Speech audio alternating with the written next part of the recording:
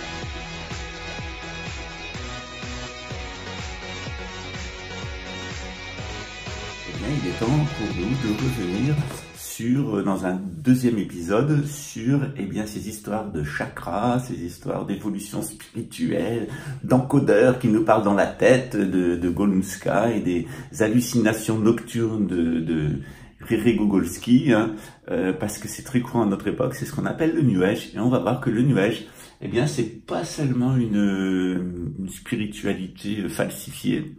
C'est pas seulement des femmes complètement matérialistes avec une spiritualité falsifiée, c'est pas des hommes qui se sont mis au service d'un système de prédation et qui ensuite développent des hallucinations mentales pour fabriquer une pseudo-religion. C'est bien plus complexe que ça. Ça, c'est le passage de la sédentarité au nomadisme. Quelquefois, ça se passe un petit peu mal dans l'hémisphère nord, parce qu'il y a un retour violent au nomadisme, et ce retour violent au nomadisme, il va passer par une falsification de la religion. Cette falsification de la religion, c'est ce qu'on appelle la tyrannie dans le vocabulaire philosophique de Platon. C'est ce qu'on appelle à notre époque la gouvernance mondiale ou nouvel ordre mondial. C'est un terme qui a été inventé par Aldous Huxley. Voilà, ou non, H.G. Wells. H.G. Wells d'ailleurs qui en a fait le titre d'un de ses livres. Space tree flying through the skies and battles happen everywhere. I don't need any hero to save me. I don't know why the kids always crying. I've been thinking about how the captain's ball we left in a wasted planet. Can you feel the spark in city light when it's day to night? That's the sparkles from my beating heart. Aujourd'hui, on va voir comment on est passé de la timocratie juive avec la religion mosaïtique et puis le davidisme au sein du temple de Jérusalem. C'est ce qu'on appelait la timocratie judée. On est passé à l'oligarchie française, terrienne, avec la religion catholique, la mystique franque, avec sa Rosa Mystica, celle de cette grande spirale des cathédrales. Puis on est arrivé à notre époque à quelque chose de beaucoup plus complexe pour les peuples. On est commencé par l'apparition d'une idole. Toutes les civilisations ont été détruites au profit d'une idole qu'on appelle la nation.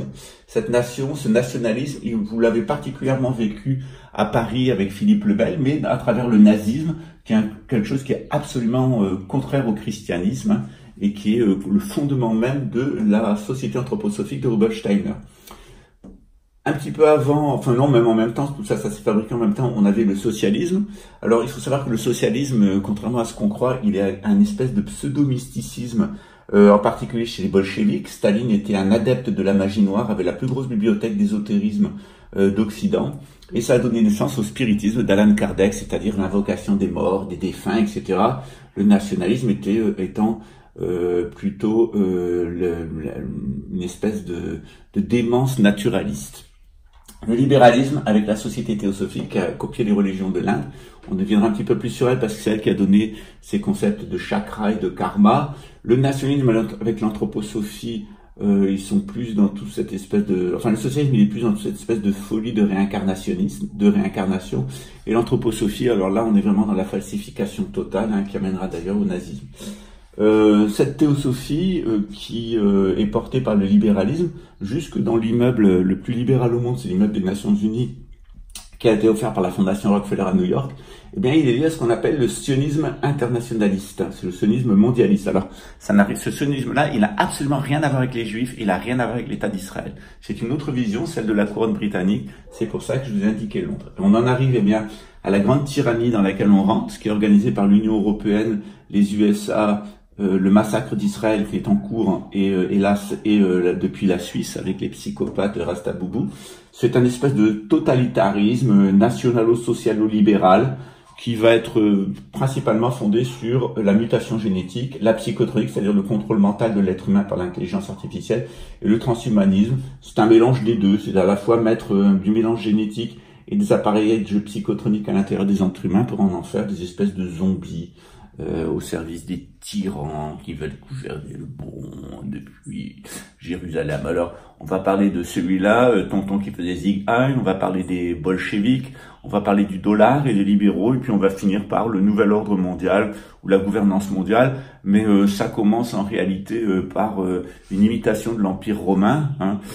Ça continue par une espèce d'anti-empire romain internationaliste qui est le marxisme. Ça continue avec un truc complètement diabolique qui est le fric et l'intérêt individuel avant l'intérêt collectif et Dieu. Et puis ça va finir avec se mettre le doigt dans l'œil et jusqu'au coude, c'est-à-dire les aberrations et les stupidités du nouvel ordre mondial. Donc souvent quand je veux me moquer de mes interlocuteurs, je dis zig, hig, hi, hi. Voilà, parce que c'est exactement ça, c'est cette espèce de mécanique infernale de la démocratie, de la démocratie qui ne pouvait aboutir qu'à une tyrannie.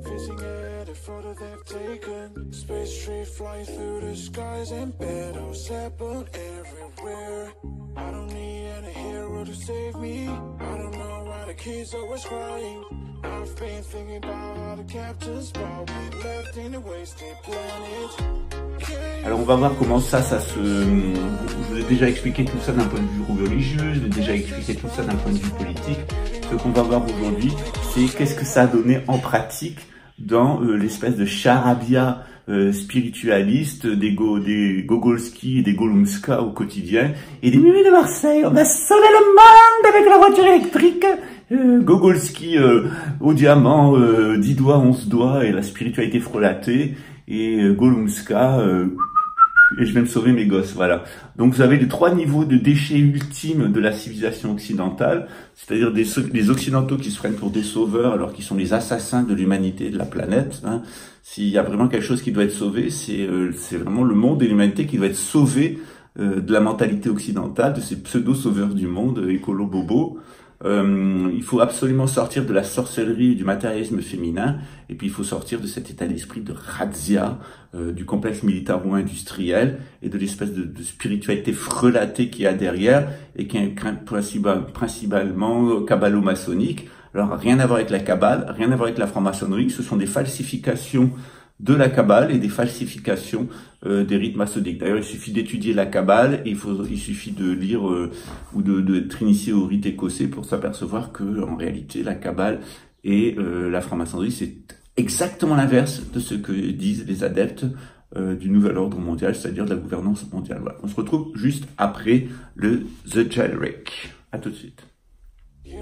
Where the movie started, facing at a photo they've taken. Space tree flying through the skies and battles happen everywhere. I don't need any hero to save me. I don't know why the kids always crying. I've been thinking about how the captain's ball we left in a wasted planet. Can you feel the spark in city light when it's day to night? That's the sparkles from my beating heart when it breaks so hard. Here I am where the movie started, facing at a photo they've taken. Space tree flying through the skies and battles happen everywhere. I don't need any hero to save me. I don't know why the kids always crying.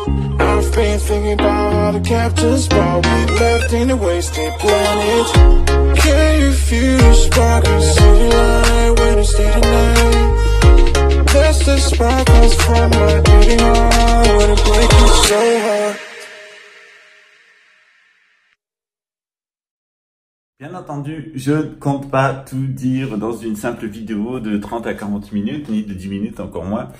Et bien entendu, nous avons des cours au temple où tout ceci vous est expliqué au pas à pas. Vous avez des notions d'histoire des religions, d'histoire des idées politiques, d'histoire des institutions, de philosophie, de sciences bouddhiques, de gnose en général.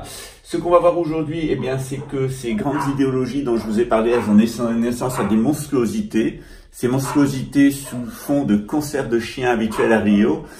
Ces monstruosités nous ont donné la plupart des concepts de notre époque, des concepts New Age. Tout d'abord, les notions qui sont arrivées par le spiritisme d'esprit et de réincarnation, hein, l'esprit des défunts, les esprits des morts, les réincarnations. Et d'autre part, ces histoires de chakras, de roues, cette histoire de karma, et puis cette histoire de grand tout, d'énergie cosmique, de nature, etc. à la Rudolf Steiner. Vous avez là une dégradation, eh bien, de toutes ces idéologies complètement aberrantes, cette pensée complètement aberrante qui est la pensée de l'Occident, la pensée New Age, avec l'arrêt des esprits, la réincarnation, le karma, les chakras, cette énergie cosmique, ce grand tout, toute cette doctrine environnementale, sous fond en fait d'un projet génétique, psychotronique et transhumaniste, qui est le propre de la tyrannie, hein, du nouvel ordre mondial, qui est un espèce de nationalisme socialiste libéral, totalitaire, qui entend gouverner toute la planète depuis Israël, mais en réalité c'est fait depuis la Suisse, parce que les pauvres juifs comme les pauvres francs-maçons n'ont absolument rien à voir dans cette galère, comme disait Molière. Voilà. Bien, tout ça parce qu'on a quitté la religion catholique et la mystique franque pour rentrer à travers le spiritisme, puis l'anthroposophie, et enfin la théosophie de Blavatsky, puis l'anthroposophie de Rudolf Steiner, c'est une espèce d'égout. Un égout qui a un côté politique, qui est le nazisme, le bolchevisme et le sionisme internationaliste, mais de l'autre côté qui n'est autre que le nationalisme, le socialisme et puis le libéralisme économique, qui sont les trois grandes idéologies qui ont ensanglanté le XXe siècle. Tout ça au début du XXe jusque vers 2028 nous amène dans le cadre de cette grande tyrannie, qui en réalité va être une caricature en mode inversé de ce qui s'était passé du temps de la timocratie juive, avec la religion mosaïtique, et le davidisme avec la religion du temple de Jérusalem. Tout ça, c'est une parodie, la parodie de l'antéchrist, mais cette parodie de l'antéchrist, elle s'est principalement attaquée, en plus du réseau politique, des idées politiques, elle s'est principalement attaquée, eh bien, à la pensée religieuse et à l'initiation. Et c'est ce qu'on va voir maintenant, et on reviendra donc sur William Reich. Alors, je ne vais pas détailler toutes ces erreurs dans le parfait détail, on fait ça autant, mais je vais vous donner quelques idées qui vont vous éclairer, parce que généralement, ce qu'on entend par esprit, par réincarnation, par chakra, par karma, par cette espèce d'énergie cosmique, ce grand tout ne se trouve absolument pas dans les religions et dans les initiations auxquelles le New Age prétend se rattacher. Le New Age est une imposture, c'est une espèce de soupe de confusion qui est servie par la sphère de l'antéchrist pour amener son pouvoir et détacher les gens des religions et des initiations traditionnelles. À tout de suite. L'aberration du monde moderne, ou cette aberration qui est le monde moderne, elle est très récente, elle prend place avec le nationalisme à partir de Philippe le Bel au XIVe siècle, mais elle va plus s'affirmer d'un point de vue intellectuel avec René Descartes, qui est le plus grand imbécile de tous les temps. Hein. Traditionnellement, on a l'esprit qui est tourné vers la métaphysique. Alors la métaphysique, elle est rendue visible par les astres, les 12 constellations zodiacales, 9 constellations polaires, les 7 astres du système solaire, Soleil, Lune et 5 planètes. Ensuite, il y a notre corps physique qui est composé de 5 éléments. Et entre les deux, il y a notre âme. Voilà. Ça, c'est la disposition traditionnelle, corpus anima spiritus de Saint Paul, qui a toujours valu au cours de l'histoire. Maintenant, on va voir qu'il va y avoir une super inversion de Descartes. Et que cette inversion, en fait, elle va amener toute la suite, c'est-à-dire ces histoires d'esprit, de chakra, etc., n'auraient pu apparaître sans cette première inversion, celle du rationalisme. Donc, être rationaliste, c'est vraiment être d'une stupidité absolue. C'est de ne vouloir considérer comme intellectuel que ce qui est lié au physique et au mouvement des 5 éléments, qu'on va comptabiliser. Ratio, c'est le rationalisme. Et de croire que tout ce qui est du domaine métaphysique, qui a aucune idée, c'est complètement irrationnel, c'est du domaine des croyances. Ça, c'est ce que va faire Descartes. Alors, traditionnellement, l'intellectualité, elle est dans les astres, dans le métaphysique. Et puis la matérialité, le matérialisme, il est dans, enfin la matérialité plutôt, elle est dans les 5 éléments qui sont tout le temps en train de se recombiner. C'est pour ça que c'est pas la peine de les compter et de les étudier. Il suffit juste de voir leur mutation pour créer le monde d'illusion dans lequel nous vivons. Donc Descartes a posé le problème, un monde fini, un monde fixe, un monde d'atomes qu'on peut compter, et puis un monde métaphysique qui est incompréhensible. En ceci, il est le plus grand destructeur jamais existé des traditions spirituelles. Il anticipe tout ce qu'il y a eu après, mais tout ça, ça n'a pu apparaître que parce que le christianisme avait atteint un niveau de pourrissement qui était absolument exceptionnel au Vatican, avec les Borgia et d'autres. Je vous renvoie d'ailleurs à la série Netflix. Vous avez 2 séries en ce moment que vous pouvez voir, qui sont les Borgia et les Templiers. The Nightfall, et vous allez la chute des Templiers, vous allez voir qu'en réalité tout ça était bien annoncé. Qu'est-ce qui se passe avec Descartes? Eh bien, l'âme devient éternelle. On a une âme éternelle. Donc on a une âme qui devient éternelle. Et puis l'esprit, ça va devenir vos pensées et vos émotions. Alors, vos émotions, c'est ce qui va vous amener vers votre âme éternelle. Ça ne dit rien comprendre, c'est la religion. Et vos pensées, qui deviennent l'esprit, l'esprit rationnel et l'esprit irrationnel. Et cet esprit irrationnel va vers ce qui est éternel et votre âme, etc. Et votre esprit rationnel, vos pensées, vous amenez vers une matière finie, avec évidemment, eh bien, le matérialisme, l'existence de la matière, alors que traditionnellement, c'est une illusion. Ça, c'est Descartes. À partir du moment où Descartes a amené l'idée qu'il y avait des âmes éternelles, on se demande bien qu'est-ce que c'est que ces esprits, ces esprits selon le spiritisme. Eh bien, ces esprits selon le spiritisme, c'est tout simplement les résidus psychiques des défunts, c'est-à-dire que traditionnellement, lorsqu'une personne décède, elle va laisser derrière elle ce qu'on appelle des résidus psychiques, et c'est ces résidus psychiques que Allan Kardec va penser des esprits avec lesquels il va rentrer en contact dans des séances de, alors là c'est pas l'eau diamant 10 doigts 11 doigts et toutes les conneries de Néron, Héron, Petit Patapon, le roi des couillons. Alors ces résidus psychiques qui peuvent éventuellement avoir une certaine cohérence et puis produire des effets au niveau de l'illusion, au niveau matériel, eh bien ces résidus psychiques ils sont dans le spiritisme invoqués, et puis il va revenir toute une histoire en disant que ces résidus psychiques qu'on prend pour des esprits ont une certaine circulation, d'où la théorie de la réincarnation.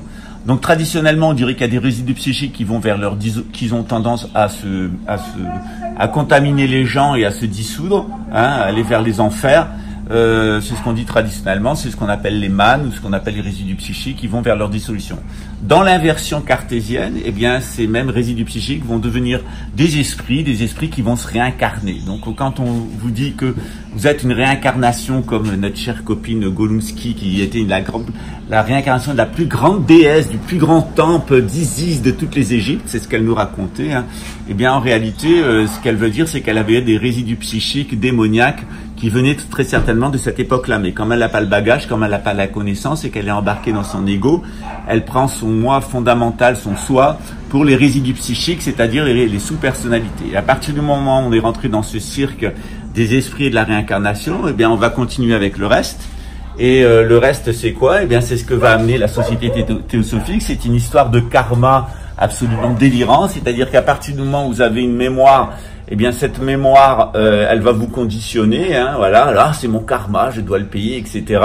Et pour empêcher de payer ce karma, et puis pour payer ce karma, et puis se connecter à ce qui deviendra après la doctrine du grand tout, eh bien il y a les chakras, donc il va falloir ouvrir les chakras, les connecter, les faire tourner. Ah mon Dieu, la théorie du karma, mon karma et les chakras, qu'est-ce qu'on a pu entendre ça chez les 2 cinglés, les 3 cinglés, et tout ça, ça amène à la conception qui est tout à fait la conception de l'anthroposophie de Rudolf Steiner, c'est qu'en réalité, le but de ces résidus, en réalité, si on parle en langage traditionnel, ils sont possédés par des résidus psychiques. Ces résidus psychiques les obsèdent, leur font croire qu'ils ont une destinée, les poussent à ouvrir leur centre subtil pour ensuite se connecter avec des lieux dans l'environnement où ils pourraient être complètement possédés par des entités démoniaques. Voilà. La réalité, c'est ça, mais dans leur langage à eux, du New Age, eh bien, les esprits se réincarnent et la réincarnation de l'esprit génère son karma et son karma fait que les chakras vont devoir être connectés au grand tout cosmique en allant, si possible, chercher des rituels dans les cultes des ancêtres chez les Indiens d'Amérique du Nord ou chez les peuples du Pacifique, parce que la sorcellerie, elle est là, on l'a vu exactement là, c'est de la sorcellerie à l'état pur, c'est de la spiritualité frelatée pour homme qui est passé de la radia à la fabrication d'une espèce de fausse religion autour de son petit ego de il est parfait le rêve. Voilà. Donc c'est Gogol qui se prend pour un gourou, mais qui est quand même un Gogol, voilà. Et on a tout le processus de déchéance de la civilisation occidentale, et ça va très certainement atteindre son comble avec William Reich, et c'est de lui dont on va parler maintenant, parce qu'on est vraiment là dans les égouts de la modernité. William Reich, qui c'est? William Reich, c'est un disciple de Jung, c'est un savant du milieu du XXe siècle. Qu'est-ce qu'il va découvrir? Il va découvrir ce que disent toutes les sciences traditionnelles, c'est qu'il y a un flux énergétique général. Généralement, on le capte à travers l'alimentation, on le capte à travers les pratiques spirituelles que l'on a et les pratiques donc religieuses et initiatiques. Par contre, ce flux énergétique, il est encombré de mémoire, et ces mémoires elles vont avoir tendance à rendre certaines parties de notre corps extrêmement rigides. C'est ce que William Reich va découvrir avec les 5 cuirasses. Donc l'objectif de William Reich, eh bien, c'est d'augmenter l'énergie interne, notamment avec des appareils à orgons, pour émettre de l'orgon, ce qu'on appelle des orgonites. Et puis, il va commencer à travailler les mémoires, à les dissoudre dans ce qu'il appelle les cuirasses. Alors, ce faisant, il croit bien faire, c'est-à-dire qu'il veut enlever les résistances mémorielles qu'à l'intérieur des personnes et il veut augmenter leur niveau d'énergie. A priori, c'est ce que font toutes les initiations spirituelles, puisqu'on dissout les mémoires et on donne plus d'autonomie du point de vue énergétique à la personne. Sauf que chez William Reich, il y a toujours l'inversion corps-esprit de Descartes, et que chez William Reich, eh bien, il y a une connaissance métaphysique. Donc on se retrouve exactement dans la préparation de ce totalitarisme de la fin des temps, c'est-à-dire qu'on va effacer ou créer de nouvelles mémoires pour vous créer un ego artificiel à volonté, et puis on va vous nourrir avec des champs électromagnétiques pulsés, que ça soit avec des appareils à orgonite ou que ça soit avec des appareils de psychotronique ou de la pollution électromagnétique. Pendant on va avec la 5 et la 6G, c'est exactement la même chose. En réalité, tant qu'il n'y a pas de réalisation métaphysique, c'est-à-dire que tant que les choses ne sont pas comprises d'un point de vue spirituel, on peut donner à une personne toute l'énergie qu'elle veut, on peut lui effacer toutes les mémoires qu'elle veut, ça sert strictement à rien. Et c'est toute la différence entre un éveil et un contre-éveil. L'éveil véritable, il mène à la réalisation, puis à la libération. C'est pour ça que on passe du domaine physique, de l'éveil par des postures physiques, au domaine de la réalisation psychique et ensuite au domaine de la libération qui est complètement spirituelle. Tandis que dans le New Age, eh bien, on a un phénomène qui est complètement inverse. On va commencer par une espèce de phénomène de libération de l'énergie. Ensuite, on va essayer de travailler sur un système de réalisation de toutes les mémoires. Et puis, au final, eh bien, il n'y a plus aucun éveil. L'être est mort psychologiquement, et toutes ces techniques d'orgonite, de William Reich, toutes ces techniques de New Age vont vous amener aussi certainement à la mort spirituelle que ne peuvent le faire d'ailleurs les injections, parce qu'en réalité l'une ne va pas sans l'autre, c'est-à-dire que vous allez d'autant plus accepter les injections et d'autant plus avoir d'abord plus de spiritualité et ensuite une contre-spiritualité, parce que dans votre cerveau il n'y a plus les organes qui vous permettent d'avoir une véritable spiritualité et une véritable réalisation, éveil, réalisation et libération. Mais on va commencer par, eh bien, amener une contre-libération énergétique. Ensuite, une contre-réalisation. On vous fait prendre ce qui est noir pour ce qui est blanc, ce qui est blanc pour ce qui est noir. C'est exactement la mission du Dajjal. Et puis, au final, vous n'aurez aucun éveil spirituel et vous serez définitivement condamné d'un point de vue spirituel. C'est à ça que mène le New Age. On a eu un sacré nombre de gogoles New Age dans notre projet qui ont fini sur le tas de fumier, et grâce à Dieu, et même si on a été très attaqué au niveau du village, qui est le niveau corporel, même si on a été extrêmement attaqué au niveau de psychique, c'est-à-dire dans nos activités économiques et sociales, au niveau spirituel, eh bien les attaques se seront tournées contre eux, parce qu'en réalité Satan est le singe de Dieu, et qui sert Satan va à sa propre perte. Évidemment, il faut laisser Lucifer parce que Satan l'habite. Voilà, sur cette grande notion spirituelle bien connue de tous, je salue mes frères, je vous souhaite le meilleur pour la suite. Dites aux gens que vous aimez, que vous les aimez, c'est très important.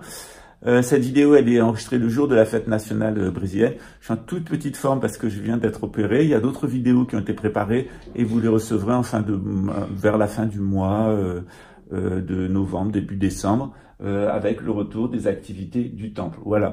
N'oubliez pas de dire aux gens que vous aimez, que vous les aimez, parce que même s'ils le savent, même s'ils en sont sûrs, même s'ils le constatent chaque jour, eh bien, ça fait toujours du bien à entendre. Donc, dites aux gens que vous aimez, que vous les aimez. En tout cas, moi, je vous aime et je vous le dis, je vous aime. Ciao, à bientôt. Ah, mon Dieu, c'est grave alors. René, arrête, tu me donnais tellement de l'énergie. C'était la Kundalini.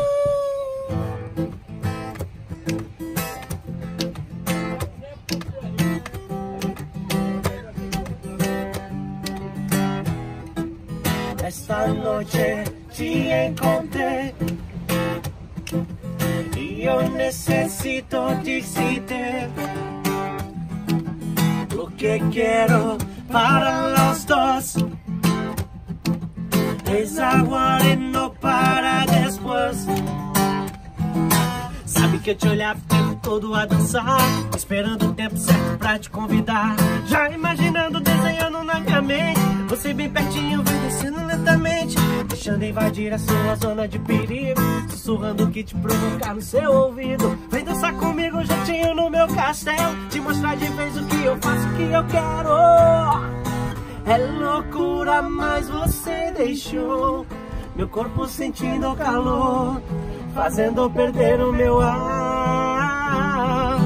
Deixa eu te mostrar o que provocou, perigo desencadeou e não tem como voltar atrás. Se é amor.